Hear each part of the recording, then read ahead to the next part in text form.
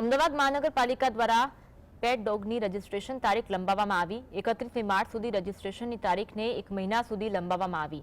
પેટ ડોગના માલિક 30મી એપ્રિલ સુધી રજીસ્ટ્રેશન કરાવી શકશે। અત્યાર સુધીમાં 4437 ડોગ રજીસ્ટ્રેશન કરાવવામાં આવ્યું છે। શહેરના પશ્ચિમ ઝોનમાં સૌથી વધુ 1199 પેટ ડોગનું રજીસ્ટ્રેશન કરાવવામાં આવ્યું, જ્યારે કે ઉત્તર પશ્ચિમ ઝોનમાં 1033 શ્વાનની નોંધણી કરાવાઈ। તંત્રનું માનીએ તો શહેરમાં 50,000થી વધુ પેટ ડોગ હોઈ શકે છે, જેને ધ્યાનમાં રાખીને નોંધણી કરાવવાની તારીખને લંબાવવામાં આવી છે।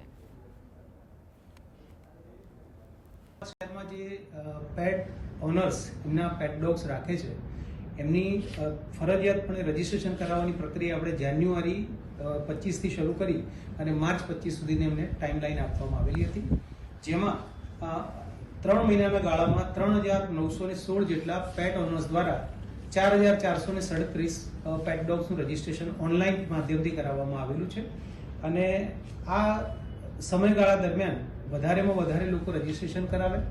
આગામી 1 મહિનામાં પણ આ જ પ્રક્રિયા ચાલુ રાખવામાં આવનાર છે, જેને ધ્યાનમાં રાખી અને વધુમાં વધુ લોકો એનું પેટ ડોગ રજીસ્ટ્રેશન કરાવે।